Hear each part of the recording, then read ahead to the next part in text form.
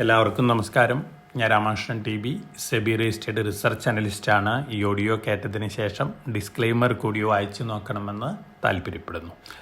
ഇന്നും നമ്മൾ എക്സ്പെക്റ്റ് ചെയ്യുന്നത് വൊളാട്ടിലിറ്റി തന്നെയാണ്. ഏഷ്യൻ മാർക്കറ്റുകളെല്ലാം തന്നെ ഇന്ന് വീക്കായിട്ടാണ് ട്രേഡ് ചെയ്യുന്നത്. ഇന്നലെ നല്ല റിക്കവറി നടത്തിയിരുന്നു, പക്ഷേ ഇന്നലെ അമേരിക്കൻ മാർക്കറ്റിൽ വീണ്ടും നല്ല വൊളാട്ടിലിറ്റി കണ്ടിരുന്നു. അതിനുശേഷം അമേരിക്കൻ ഇൻഡെക്സുകളെല്ലാം തന്നെ വീക്കായിട്ടാണ് ക്ലോസ് ചെയ്തിരിക്കുന്നത്. S&P 500 1 ഇയറിന് ശേഷം 5000 താഴെ ക്ലോസ് ചെയ്തിരിക്കുകയാണ്. 4982.78 ക്ലോസ് ചെയ്തിരിക്കുന്നത്. ടെക്നോളജി സ്റ്റോക്കുകളെല്ലാം തന്നെ നല്ല സെൽ ഓഫാണ് കണ്ടത്. ആപ്പിൾ ഇപ്പോൾ മാർക്കറ്റ് ക്യാപിറ്റലൈസേഷനിൽ സെക്കൻഡ് സ്ഥാനത്തേക്ക് വന്നിരിക്കുകയാണ്. ഇപ്പോൾ ഫസ്റ്റ് മൈക്രോസോഫ്റ്റ് ആണ്.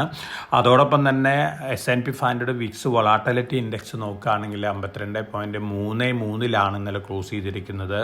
പാൻഡമിക് COVID-19 ശേഷമുള്ള ഹയസ്റ്റ് ക്ലോസിംഗ് ആണ്. ഇത് സൂചിപ്പിക്കുന്നത് വലിയ വൊളാട്ടിലിറ്റിനെ തന്നെയാണ് അമേരിക്കൻ മാർക്കറ്റിൽ. ചൈനയുടെ മേലിൽ അഡീഷണൽ ആയിട്ട് 50% കൂടി താരിഫ് ഏർപ്പെടുത്തുന്നുള്ളൊരു സ്ട്രിക്റ്റ് ആയിട്ടുള്ള അനൗൺസ്മെൻ്റ് ആണ് ട്രംപ് നടത്തിയിട്ടുള്ളത്. അങ്ങനെ വരികയാണെങ്കിൽ നാളെ മുതൽ ഇംപ്ലിമെൻ്റ് ചെയ്യുന്ന താരിഫ് 104% ആവും. വളരെ ഹൈ ആണ്. അതുകൊണ്ട് തന്നെ വീണ്ടും അമേരിക്കയും ചൈനയും തമ്മിൽ വലിയ രീതിയിലുള്ള ട്രേഡ് വാർ കണ്ടിന്യൂ ചെയ്യാനുള്ള സാധ്യതകളാണ് കാണുന്നത്. ഇത് തീർച്ചയായിട്ടും ഗ്ലോബൽ എക്കണോമികളെ സംബന്ധിച്ച് വളരെ ബാഡ് ന്യൂസാണ്. അതിൻ്റെ ഒരു ഇമ്പാക്റ്റാണ് മാർക്കറ്റിൽ കണ്ടുകൊണ്ടിരിക്കുന്നത്. അതോടൊപ്പം തന്നെ ട്രംപ് പറയുന്നത് ഒരു പക്ഷേ ഫാർമസ്യൂട്ടിക്കൽ താരിഫും കൂടി ഇമ്പോസ് ചെയ്തേക്കാന്നുള്ള റിപ്പോർട്ട് വരുന്നുണ്ട്. എപ്പോഴാണ് ഇത്തരത്തിലുള്ള അനൗൺസ്മെൻറ്റുകൾ വരുന്നത് എന്നുള്ള കാര്യം നമുക്ക് തീർച്ചപ്പെടുത്താനായിട്ട് സാധിക്കില്ല. അങ്ങനെ വരികയാണെങ്കിൽ തീർച്ചയായിട്ടും ഇന്ത്യയിലുള്ള ഫാർമസ്യൂട്ടിക്കൽ കമ്പനികളെ സംബന്ധിച്ചും അതൊരു നെഗറ്റീവ് ഇമ്പാക്റ്റ് നൽകുന്ന കാര്യമാണ്. ഇന്നലെ യൂറോപ്യൻ മാർക്കറ്റുകളെല്ലാം തന്നെ ബെറ്റർ ആയിരുന്നു. ഏഷ്യൻ മാർക്കറ്റുകൾ ബെറ്റർ ആയിരുന്നു. നമ്മളും ബെറ്റർ ആയിട്ടാണ് ക്ലോസ് ചെയ്തിരുന്നത്. ഇന്ന് മോർണിംഗിൽ നമ്മൾ എക്സ്പെക്റ്റ് ചെയ്യുന്നത് വീക്ക് ഓപ്പണിങ്ങും ഹ്യൂജ് വൊളാട്ടിലിറ്റിയും തന്നെയാണ്. അതോടൊപ്പം തന്നെ അമേരിക്കയിലെ അലുമിനിയം സെക്ടർ സ്റ്റോക്കുകളെയൊക്കെ ഡൗൺഗ്രേഡ് ചെയ്തിരിക്കുകയാണ്. ആൽക്കോവേര ടാർഗറ്റ് പ്രൈസ് അറൗണ്ട് 50% താഴത്തേക്കാണ് പുതിയ ടാർഗറ്റ് ഫിക്സ് ചെയ്തിരിക്കുന്നത് കറണ്ട് ലെവലിൽ നിന്ന്. തീർച്ചയായിട്ടും ഹിൻഡാൽകോ, വേദാന്തോ ഈ കമ്പനികളെ സംബന്ധിച്ച് വളരെ നെഗറ്റീവ് ആയിട്ടുള്ളൊരു ന്യൂസാണത്. അതോടൊപ്പം തന്നെ ഗോൾഡിൻ്റെ കാര്യം നോക്കുകയാണെങ്കിൽ ഗോൾഡും വലിയ രീതിയിലുള്ള വൊളാട്ടിലിറ്റി തന്നെയാണ് കാണിക്കുന്നത്. $2,968 പെർ ഔൺസ് വരെ ഇന്ന് സ്പോട്ട് ഗോൾഡ് താഴെ വന്നിരുന്നു. അതിനുശേഷം ഇപ്പം ഒന്ന് മോർണിംഗിൽ വീണ്ടും റിക്കവറി നടത്തിയിട്ടുണ്ട്. $3,005 പെർ ഔൺസിലാണ് രാവിലെ 8:20 ട്രേഡിംഗ് നടക്കുന്നത്. മറ്റ് കമോഡിറ്റികളെല്ലാം തന്നെ വീക്കാണ്. ബ്രന്റ് ക്രൂഡ് ഓയിൽ $60.9 പെർ ബാരലിലേക്ക് താന്നിട്ടുണ്ട്. ഒപ്പം നാച്ചുറൽ ഗ്യാസ് $3.5 പെർ MMBTU ആണ് നാച്ചുറൽ ഗ്യാസിൻ്റെ പ്രൈസ്. ഇന്ത്യൻ റുപ്പി US ഡോളറിന് അഗൻസ്റ്റ് ആയിട്ട് ഇന്നലെ ക്ലോസ് ചെയ്തിരുന്നത് 86.25 വീക്കായിട്ടാണ് ക്ലോസ് ചെയ്തിരുന്നത്. ഒപ്പം ഗോൾഡ്മാൻ സാക്സിൻ്റെ ഒരു പ്രഡിക്ഷൻ പറയുന്നത് ബ്രന്റ് ക്രൂഡ് ഓയിലും അതുപോലെ തന്നെ നൈമസ് ക്രൂഡ് ഓയിലൊക്കെ ഒരു പക്ഷേ $55 പെർ ബാരൽ വരെ താന്നേക്കാം ഈ വർഷം അവസാനത്തോടു കൂടി എന്നുള്ള റിപ്പോർട്ടാണ്. അടുത്ത വർഷം $40 അല്ലെങ്കിൽ അതിന് താഴെ പോകുന്നതാണ് പറയുന്നത്. ഈ റിപ്പോർട്ട് വന്നതിന് ശേഷമാണ് ഇന്നലെ ക്രൂഡ് ഓയിൽ ഫ്യൂച്ചേഴ്സിലൊക്കെ നല്ല സെൽ ഓഫ് കണ്ടിട്ടുള്ളത്.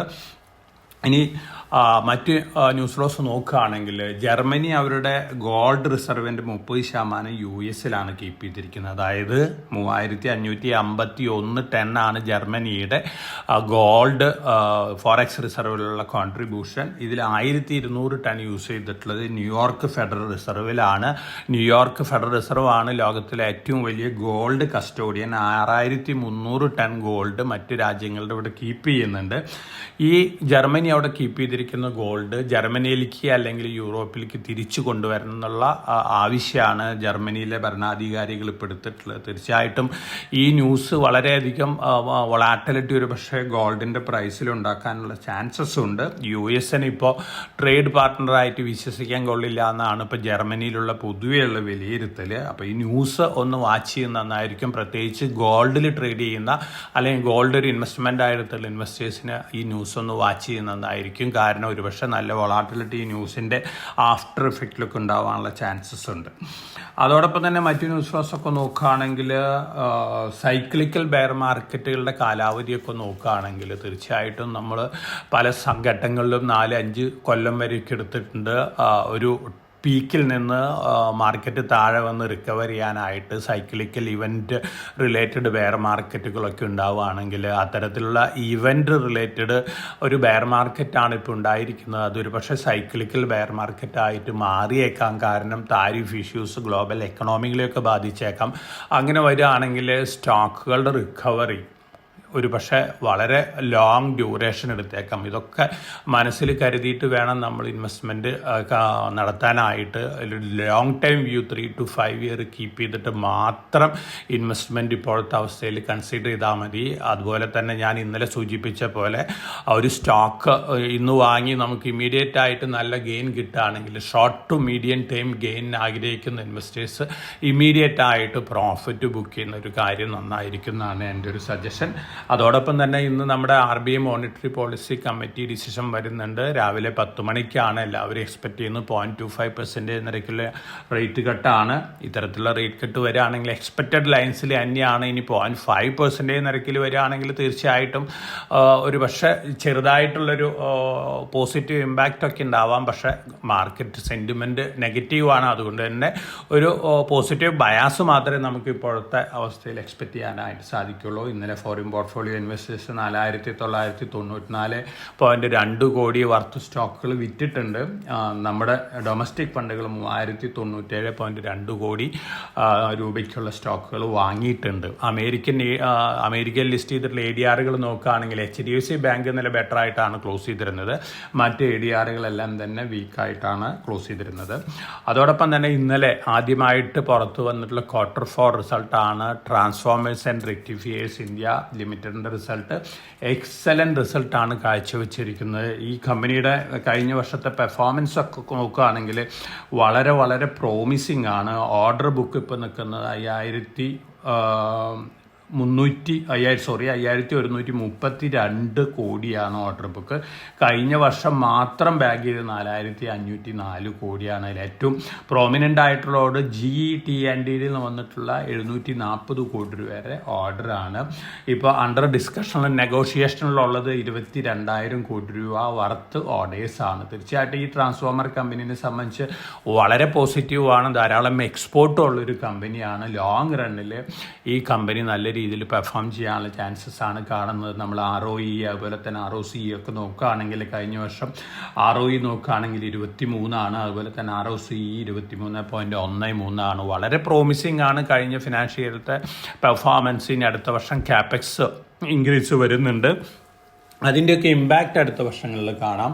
1 രൂപയാണ് ഈ കമ്പനിയുടെ ഫേസ് വാല്യൂ. 30.02 ആണ് ഇതിൻ്റെ ഇക്വിറ്റി ക്യാപിറ്റൽ വരുന്നത്. ബുക്ക് വാല്യൂ നോക്കുകയാണെങ്കിൽ അറൗണ്ട് 42 ആണ് book value. Price to book value അതുപോലെ തന്നെ മറ്റ് പാരാമീറ്റേഴ്സൊക്കെ നോക്കുകയാണെങ്കിൽ എക്സലൻറ്റ് പെർഫോമൻസ് ആണ് ഈ കമ്പനി ഇപ്പോൾ കാഴ്ചവെച്ചിട്ടുള്ളത്. മാർക്കറ്റ് വൊളാറ്റിലിറ്റിയിൽ താഴെ വരുമ്പോൾ ഇൻവെസ്റ്റേഴ്സിന് ലോങ് ടൈമിലേക്ക് കൺസിഡർ ചെയ്യാവുന്ന ഒരു സ്റ്റോക്കാണ് ട്രില്ല്. കാരണം പവർ സെക്ടർ സ്റ്റോക്കാണ്. ട്രാൻസ്ഫോമേഴ്സ് ഏത് കാലഘട്ടത്തിൽ ആവശ്യമാണ്. ഓർഡർ ബുക്ക് വളരെ ഹൈ ആണ്. അതോടൊപ്പം തന്നെ ക്യാപെക്സ് വരുന്നു, കപ്പാസിറ്റി ഇൻക്രീസ് ഒക്കെ വരുന്നു, ബാക്ക്വേർഡ് ഇൻ്റഗ്രേഷനൊക്കെ വരികയാണ്. ഇതിൻ്റെ ബെനിഫിറ്റൊക്കെ അടുത്ത ഫിനാൻഷ്യൽ ഇയറുകളിൽ ഈ കമ്പനിക്ക് ഉണ്ടാകാനുള്ള സാധ്യതകളുണ്ട്. അപ്പോൾ മാർക്കറ്റ് താഴെ വരുമ്പോൾ ലോങ് ടൈം വ്യൂവിലുള്ള ഇൻവെസ്റ്റേഴ്സ് ഈ സ്റ്റോക്ക് ഇൻവെസ്റ്റ്മെൻറ്റിന് കൺസിഡർ ചെയ്യുന്നത് നന്നായിരിക്കും. Transformers and rectifiers India limited. ഇനി ഈ ആഴ്ച TCSൻ്റെ റിസൾട്ട് വരുന്നുണ്ട്. അതുപോലെ തന്നെ BF യൂട്ടിലിറ്റീസിൻ്റെ ഒക്കെ റിസൾട്ട് വരുന്നുണ്ട്. റിസൾട്ടിനനുസരിച്ചുള്ള റിയാക്ഷനൊക്കെ കണ്ടേക്കാം. പക്ഷേ അതിന് മാർക്കറ്റ് സെൻറ്റിമെൻറ്റും കൂടി നോക്കേണ്ടതുണ്ട്. മാർക്കറ്റ് സെൻറ്റിമെൻറ്റ് വീക്കാണെങ്കിൽ എത്ര നല്ല റിസൾട്ടായാലും ഒരു പക്ഷേ അത്ര കാര്യമായിട്ടുള്ളൊരു പോസിറ്റീവ് റിയാക്ഷൻ ഉണ്ടാവാൻ സാധ്യതയില്ല. പക്ഷേ ലോങ് റണ്ണിൽ തീർച്ചയായിട്ടും ഈ ഒരു ഫാക്ടർ എല്ലാവർക്കും കൺസിഡർ ചെയ്യാവുന്ന ഒരു ഫാക്ടറാണ്. ഇതൊക്കെയാണ് ഇന്നത്തെ ന്യൂസ് റോസ്. അപ്പോൾ നമ്മൾ ഇന്ന് വീണ്ടും വൊളാറ്റിലിറ്റിയാണ് എക്സ്പെക്ട് ചെയ്യുന്നത്. നല്ല profitability short time to medium ടൈമിൽ കിട്ടിയിട്ടുള്ള ഇൻവെസ്റ്റേഴ്സ് അറ്റ് എവറി റൈസിൽ പ്രോഫിറ്റ് ബുക്ക് ചെയ്യുന്നതായിരിക്കും. അതോടൊപ്പം തന്നെ നിങ്ങളുടെ long time view 3 to 5 year എന്നുള്ള വ്യൂ കൺസിഡർ ചെയ്തിട്ട് സ്റ്റോക്കിൽ ഇൻവെസ്റ്റ് ചെയ്യുക. കാരണം വലിയ രീതിയിലുള്ള വൊളാറ്റിലിറ്റി നിങ്ങൾക്ക് മാർക്കറ്റിൽ വീണ്ടും എക്സ്പെക്റ്റ് ചെയ്യാം. ഒരു പക്ഷേ ട്രംപ് തീരുമാനങ്ങൾ മാറ്റി പറയും. ഇന്നും നാളെയൊക്കെ ആയിട്ട് അതിൻ്റെ ദിവസം കൂടിയാണ്. അപ്പോൾ ഡൈല്യൂഷൻ വരികയാണ്. അതിനനുസരിച്ചുള്ള പോസിറ്റീവ് റിയാക്ഷൻ മാർക്കറ്റിൽ കണ്ടേക്കാം. ഒപ്പം ചൈന വീണ്ടും US താരിഫൊക്കെ ഇമ്പോസ് ചെയ്തേക്കാം, അനൗൺസ് ചെയ്തേക്കാം. അതിൻ്റെ ഒരു ഇമ്പാക്റ്റും കണ്ടേക്കാം. അപ്പോൾ പൊതുവെ വളരെ വൊളാറ്റിലിറ്റിയാണ് നമ്മൾ എക്സ്പെക്റ്റ് ചെയ്യുന്നത്. അതുകൊണ്ട് വളരെ വളരെ വളരെ കോഷ്യസ് ആയിട്ട് മാർക്കറ്റിൽ മൂവ് ചെയ്യേണ്ടത് ആവശ്യമാണ്. അപ്പോൾ എല്ലാവർക്കും നല്ലൊരു ട്രേഡിൻ്റെ ആശംസിച്ചുകൊണ്ട് ഞാൻ ഇന്നത്തെ പ്രീ മാർക്കറ്റ് കമൻട്രി ഇവിടെ അവസാനിപ്പിക്കുകയാണ്. Thank you.